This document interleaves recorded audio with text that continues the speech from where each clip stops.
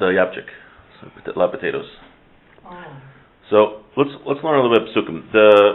We hear about the golden calf. It was the most tragic event to happen that the Jewish people did, the worst thing that the Jewish people ever did. But when you read the verses, it sounds like, how in the world could the Jewish people just start worshiping an idol, a golden cow? Like, what was going on here?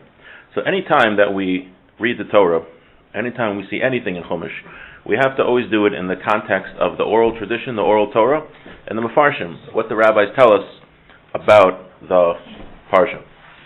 So first, I want to read the Psukim, and we're going to see how it just sounds reading it on the surface, and it sounds really bad. And then we'll start to read Rashi and the Ramban, and Beis Halevi, Li Neder, and we're going to see that it's a lot more nuanced than we thought. It was still a very bad thing that happened, but it's a little more nuanced. Okay. Vayar ha'am ki boshesh Moshe.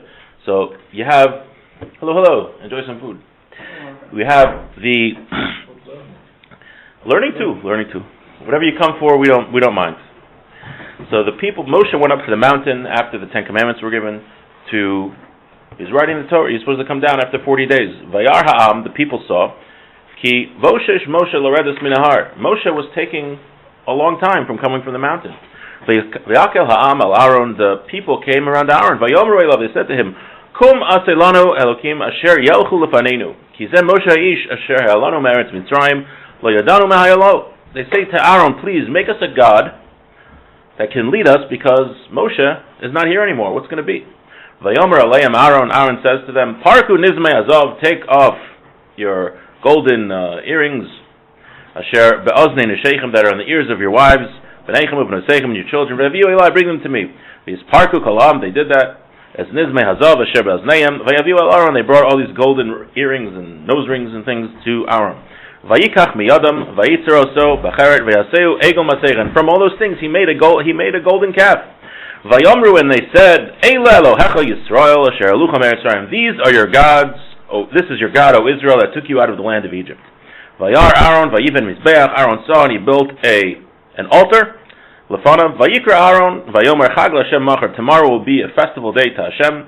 Vayeshkimu memachras. They got up early the next day. Vayalu olos, and they brought up sacrifices. Vayigishu shlomim, vayeshiv ha'am la'echol v'shasu vayakumu l'tzachik. And they got up Litzachik, to be mitzachik, where Rashi says litzachik means they were yesh mashma zagili arais, they were doing acts of sexual immorality, k'moshinamar litzachik bi v'shvichos damim, and murder, bad stuff. So you just read the psukim in the Chumash, it sounds like really bad. They were nervous that Moshe didn't come back, and they said, build us a golden calf so we could pray to it. You picture a bunch of people just bowing down to this golden calf, as per the Charlton Heston movie. It's interesting they haven't made like another 10 Commandments since the 50s. Yeah, right. You think that would be like they remake movies every 10 years, like the Prince of Egypt? No, the movie. Exodus? Oh, they did? But it's all wrong. Oh, yeah? It doesn't even show the splitting. It just shows that it was low current. They're looking through. Oh, that's ridiculous. That's definitely some anti-religious nonsense that they just want to do. with Christian Bale? Yeah. All right, that was wrong. Okay, now when we see Rashi and we see the Ramban, we're going to see that the oral Torah explains this event not as we would see on the surface, but when we look closer at the Chumash, we're going to see that what the Rishonim are saying, what the Mefarshim are saying, is actually really hinted to. It's more than hinted to. It's actually in the Chumash itself. We're going to see that if with a careful reading of the Chumash, this happens many times. You read something on the surface and you don't look at it carefully, it sounds one way. But when you make the Yukim and you look at it very, very carefully, we're going to see that what the oral tradition says is actually in the Chumash itself. So let's start by looking at Rashi in 32:1. It's page 492. We don't have that. We just have the Hebrew Rashi.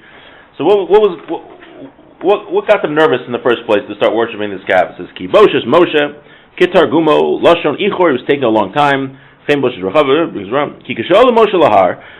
went up to the mountain, Amar Lahem L'Sof Arba'am Yom Ani Bo B'Toch V'B'Shosh. He says, in 40 days, I'm going to come down from the mountain. Now what happened is they miscounted. They thought that the day that he went up counts as one of the 40. So when the day came, when they counted to 40, Moshe wasn't coming down. Not only that, they saw all these clouds and all this confusion, and the Satan did that, and they thought that they saw Moshe dead on the top of the mountain. So it wasn't just like they were getting antsy. They actually saw what they thought to be an image of Moshe on the top of the mountain. There's dark clouds, bad stuff is happening. What are we going to do? They really believed Moshe was dead. So this is a very common, I mean, not as intense as this, but a very, maybe as intense, a very common trick of the Yetzer Hara. The Yetzer Hara likes us to try to confuse us, to make us see things that are not really there. He likes to pervert our reasoning. Right? We think that something is, we don't interpret things the proper way. He puts ideas, you can have ideas that aren't good. You can pervert your reasoning, pervert your thinking, that you see things that aren't really there. I'm not talking about like hallucinating. I'm talking about not being clear, not having a clear logic. That is a very common trick of the Yetzer Hara. By the people. What? By the people. But he does it to us also. The Yetzer Hara does it to us also. A common way, this is slightly different, but a common way the Yetzer Hara tries to get us to pervert our logic is to think very often that an avera is a mitzvah, that a sin is actually a mitzvah, right? A common one is a sin? Does he do it in reverse? Yeah, that could be also. A common thing that I remember growing up.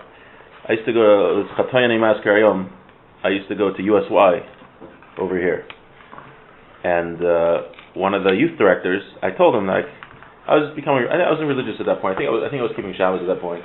I was just talking about, like, yeah, I have to walk to shul on Shabbos. And the guy says, no, you don't.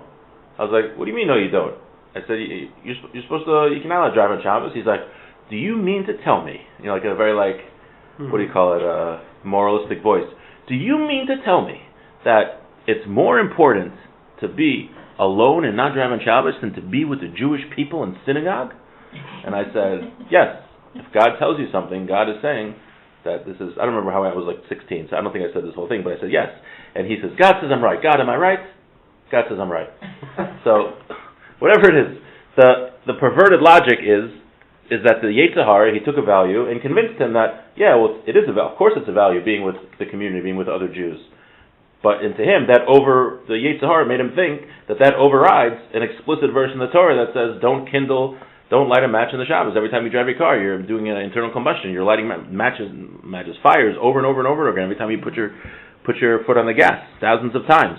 But in his mind, he was saying, no, it's really a mitzvah to drive on Shabbos. Not only it's not an avera, it's a mitzvah to drive on Shabbos. That's one of the ways the Satan, the Yetzer Hara, tries us to get confused. Right? I asked Rabbi Chazanov that same question about is it more of a mitzvah to be with your fellow Yidden and drive on Shabbos or Yom Tov, and Rabbi Chazanov said no, that it's better to pray alone and not to drive on Shabbos or Yom Tov.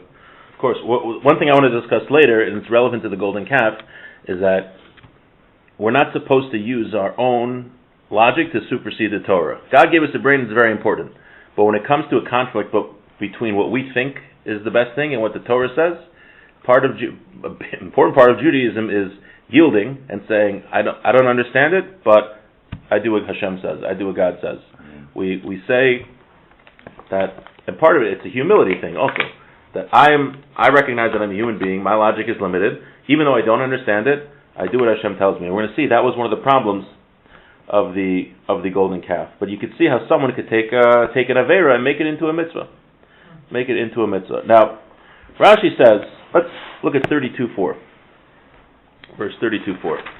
Rashi says here, you know who was causing all these problems? Who wanted to make the egel, make the golden calf? It wasn't the common folk Jewish people. It was the Arab Rab. Ever heard of the Arab Rab?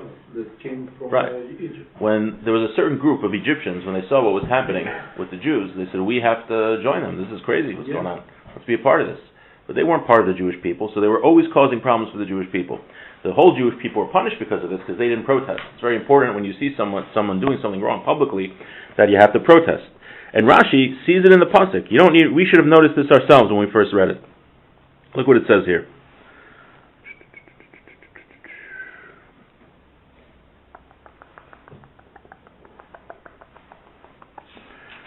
in verse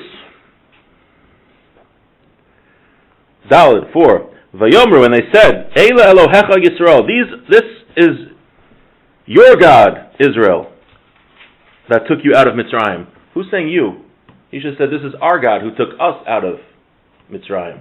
That's not what they said. They said, this is your God that took you out of Mitzrayim, because it's the Erev Rav speaking to the Jewish people, because it was the Erev Rav who were doing it. That's why the Erev Rav was saying, it's your God who took you out of Israel. You see from the pasuk itself that it wasn't really the Jewish people. It's really in the verse itself. Now, we look at Aaron's role. Aaron seems like he was an enabler, right? You know those people that are like 1,000 pounds, and like people are like they can't get out of bed. Like people are bringing them food, like enablers, right?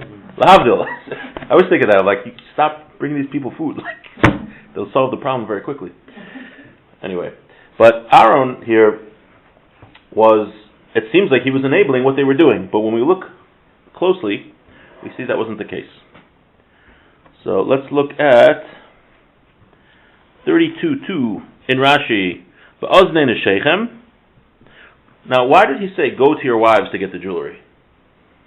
Because he knew that they weren't going to do it. Zakt Aaron, Zakt Rashi, Amr Aaron Belibo.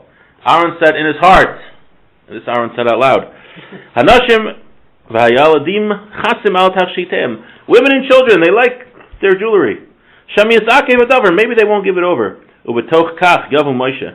And the time that it takes for the husbands to argue with their wives, hey, give me that necklace. Maybe during that argument time, Moshe will come. They didn't wait though; they grabbed it off of their wives.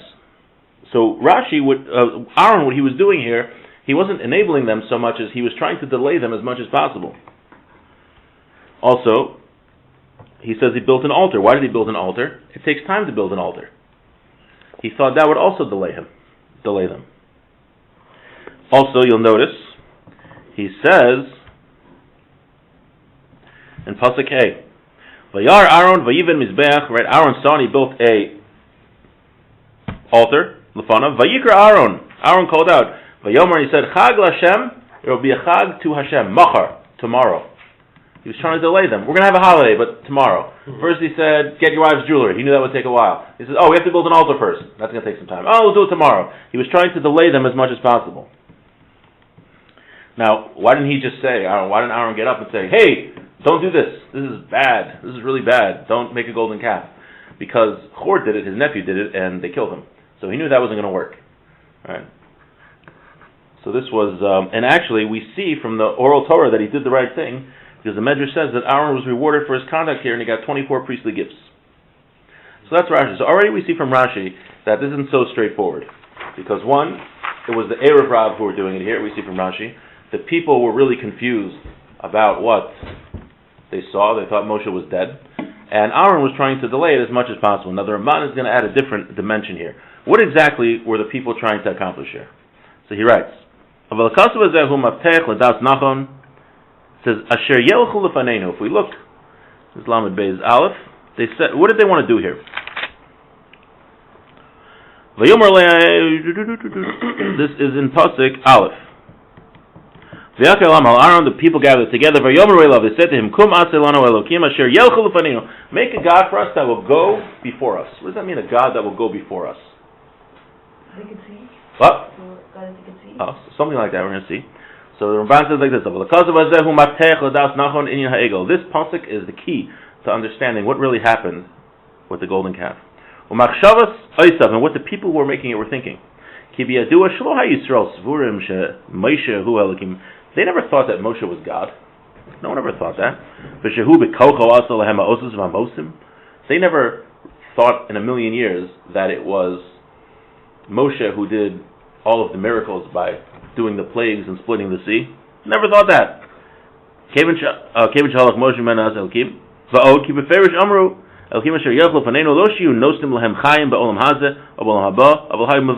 what were they doing? They weren't trying to make a God. They said, we need someone like Moshe to go before us. They weren't trying to make a God that would give them life, like in this world or the next world. Rather, what they wanted to do was have another intermediary like Moshe. Moshe showed them the way through Hashem. Hashem told Moshe what to tell the people. the people were trying to make another intermediary. And that's what it means here, Asher Yelchu Lupaneinu, that should go in front of us. Right, go before us. Not that they're making a god to worship, but just to have an intermediary between them and Hashem. And intermediaries are forbidden. Right, well that was the problem that they did, but they weren't... And another religion does do an intermediary. Well, there's other religions where it's actually a little worse, because they actually pray to that intermediary also. Exactly. I mean, they think, some people think that the intermediary is also God himself, which is terrible. Now, the Ramban points out also that it wasn't that they were making a god, because when Moshe comes down and Aaron responds to him, you see where the pasuk is? Chaf Beis. If you look on page 498, pasuk Chaf Beis. Moshe comes down and says, Aaron, what are they doing here? Vayomer Aaron. So what's Aaron's response? Al yichar afadini. Don't get mad. Asayadate asam ki barahu. You know the people did something bad. Vayomerli. They told me, Asalana will give us a yokel v'neinu. Make for us a god that will go before us. Kizem Moshe ish, because this is Moshe, the man Asher helenu meretz Yisrael that took us out of Egypt. Lo yadanu ma'elo. They don't know what happened to him. So how is Moshe defending himself? How is Aaron defending the people? Moshe comes down. He's very angry. Aaron says, "Don't get angry. We were just making an idol to worship." Well, the Ramban says that's not going to make Moshe relaxed. He says this is because that's not the pshat. The pshat, what they were trying to do, was trying to make an intermediary. Aaron says, "Don't worry, they weren't making an idol. They were just trying to make a connection between them and Hashem because they don't know what happened to you." That's how Aaron was trying to tell Moshe what happened. So you see, the Ramban is saying, you see from the Psukim themselves that they were just trying to make an intermediary. Furthermore, he says, why did they make a cat? Why a cow? Why not a man? I don't know. Why not anything? So the Ramban writes that this is in Kabbalah. You can go to your Kabbalah rabbi for this. There's something called a Merkava. A Merkava is not a physical thing, but it's God's holy throne. It's a Kabbalistic concept. Hashem has a throne, and one of the things that's represented on the throne of Hashem, chariot of Hashem, is a cow, is an eagle. So they knew that. So they wanted an intermediary between them and Hashem. What better thing to use than a calf, which is represented on Hashem's chariot? The Ram says the reason they used the calf was because that was the constellation that was in the sky when they left Egypt. So they had all of these reasons of what they were trying to do, and from that the Ramban shows that they were not trying to make an idol to serve, a replacement for God. Rather, they were just trying to make an intermediary. And he says, you see that from the pasuk, from the fact that it says, "Asher yelech lefaneinu," we're making a God that can go we're making this that can go before us. Because why? Because Moshe isn't here anymore. They literally says that in the psukim, and that's how Aaron defended the people when Moshe came down. So now, I just want to finish with this Beis Halevi. Beis Halevi says, he explains now what was so bad. Now that we said this, what was so bad with what they did? Right? You're right. You're not supposed to have an intermediary. There's actually a debate amongst the Rishonim, a big debate, if you're allowed to ask angels to ask Hashem for something. Really, you should always just ask Hashem, but there is a debate amongst the early commentaries if you're allowed to ask an angel to ask Hashem something. Obviously, same thing as going to like a caver of a great tzaddik. Right, so when you go to a caver of a great tzaddik, you should always just daven to Hashem. It's in the schus of the tzaddik that you're there, but you should just daven to Hashem. Some people, I think, daven that the tzaddik should ask Hashem. You never, ever, ever, ever, ever, ever daven to a tzaddik or daven to an angel. Ever, ever, ever, ever. Very bad. There is a debate if you can ask an angel to ask Hashem something, but the best thing to do is always daven straight to Hashem. That's what we should always do. Daven straight to Hashem. No, you should just daven to Hashem. Just daven to Hashem. The fact that you're there, it's a holy place. The tzaddik is there. There's more of a connection there. It's a holy place because the tzaddik is there, but you shouldn't ask the tzaddik. But there's a debate about it. If someone does that, that's not the worst thing. There's a debate about it. But asking the tzaddik directly, that's idolatry. So the Beis Halevi says, right? So it seems like it wasn't so bad what they were doing. The Beis Halevi says that all the mitzvahs that we do have impact the spiritual world. He says if you would know Kabbalah so well that you would know how each mitzvah impacts the spiritual world, he says you would be able to build a Mishkan yourself. Without the Torah telling you how to build a Mishkan, right? Several parshas that the Aaron has to be like this, the walls have to be like this, the angels on the Kruvim on the Aaron have to be like this, the tables have to be like this. He says if you would know Kabbalah, you'd be able to figure out how to make a Mishkan by yourself, a tabernacle. Oh, we need this in the physical world to represent this, and this in the physical world to represent this.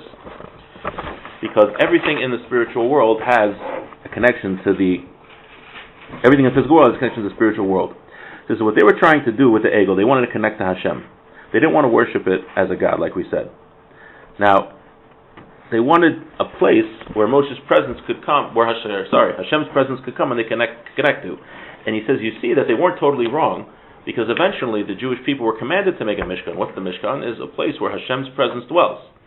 So he says, they weren't wrong wanting to have a connection to Hashem, a physical representation of Hashem's presence. They weren't off. They weren't totally off. So he says, though what the problem was, this is the problem, Hashem never told them to do it. Even though in their minds, this is what we were talking about before, even though in their minds logically it made sense, Hashem, we need to have a physical representation of Hashem in this world to connect to Him. Haraya, it's proof because Hashem's going to tell us to build a Mishkan. Logically it makes sense, we need to have this. But guess what? Hashem didn't tell you to do it. As much as your logic dictates that this is the right thing to do, if Hashem says not to do it, then you don't do it. And he says, what was the atonement for the Egel, for the Chet Egel? Two things he mentions. One thing the Beis Halevi mentions is the Mishkan itself. The Mishkan was built as an atonement for the Egel. He says, if you look in next week's Parsha, every time they built a part of the Mishkan, it says, Kasher Tziva Hashem. Kasher Tziva Hashem, over and over again. This is what Hashem commanded. This is what Hashem commanded. Build the menorah. This is what Hashem commanded. It's teaching us that was the atonement, the fact that everything they did, they listened exactly and did it exactly as Hashem said. Now what about the Egel? The Paraduma. The Paraduma is also an atonement for the Egel. Because the Paraduma, we don't understand. We don't understand how it can make a Tameh, a Tahor, how the person who does it becomes Tameh, the person who was Tameh becomes Tahor. The Paraduma, which purifies people from a spiritual impurity of death, we don't know how it works. It's beyond our logic. Red heifer, right. It's beyond our logic. So the atonement for thinking that we know everything. Oh, I know how to connect to God. I'm going to connect to God by building this idol, this golden calf. So the atonement for that was, I'm going to give you a mitzvah, you can't understand it. That we mavatal our das, we say, Hashem, I know you gave me logic and I should use my logic, but I know it's limited. I'm only a human being, and that I have to subjugate my intellect to you. And that even though I think that this might be the best way to serve you, if it goes against something in the Torah, I don't do it, no matter how convinced I am that it's the right thing to do, no matter what. You look back in the 1960s. There are many shuls where, in the 1950s, the Mechitzas in the shuls came tumbling down because people said, listen, it's very logical. I wasn't around then. I don't think anyone, maybe, well, I don't know if anyone remembers what was going on at that time. But apparently, from what I was told from people who were there, Orthodox Jewry was not doing so well at that time. It was considered old-fashioned. People considered it a neurosis. Marush Shiva said that you could go to the barber as a kid. He was a little further back in the 1940s, and like the barber would lecture you about how old-fashioned religion is and how ridiculous it is. So it didn't start till like the 60s and maybe the 70s when it was like cool to be different a little bit. That people became maybe a little more accepting of religion. But in the 1950s, primarily, I shouldn't have said 60s, but the 50s, religion was looked down, Orthodox Jewry was looked down upon. Nobody was interested at all. Orthodox shuls, a bunch of old men, whatever. So what did secular? Right. So what did the shuls do? Let's take down the Mechitzas. We're gonna be egalitarian. We're gonna do whatever. And the shuls were packed. I grew up in shuls that were packed like that because there was no Mechitzah. Now it's not so long after. Within 10 and 15 years, those shuls are empty. They're merging with other shuls. They're dying, right? You thought in your mind that this is the best way to serve Hashem. Well, guess what? Look what happened to your kids, your grandkids. Many of their kids intermarried, their grandkids intermarried. There's very few who are still committed Jews. Look at the demographics in our town. What happened? When I was growing up, it was much more populated by Jews. What happened? Right? When you use your logic to do something that's against what Hashem says, that's where you end up. It doesn't work. There was a certain rabbi, I heard, Rabbi Orlovsky. If you never heard him, he's great. Rabbi David Orlovsky. He's also hilarious. I highly recommend, and he's a very good speaker, very deep concepts. But one thing he said, he used to work for a Jewish outreach organization. And people would always want to bend the rules because they felt like, if you bend the rules, we can get another person to participate, and it's good. It will work out in the end for God. Because we'll be able to bend the rules a little bit and we'll get more people. So he would tell people, there is a God. Meaning, we do what we have to do based on what Hashem says. We don't have to be smarter than Hashem to figure out, yeah, I can tell you to drive on Shabbos, and I can tell you to do this, because, in the end it'll work out, you'll be closer to Hashem, it's worth it to violate a few things. No! Exactly the opposite. The lesson here from the golden calf is that no matter how much you think this is the right thing to do, if it goes against anything that Hashem says, you don't do it. That's part of being a Jew, is the humility to subjugate our intellect to Hashem. Okay, and with that we will conclude. Thank you for coming. Thanks for the ride. You know that?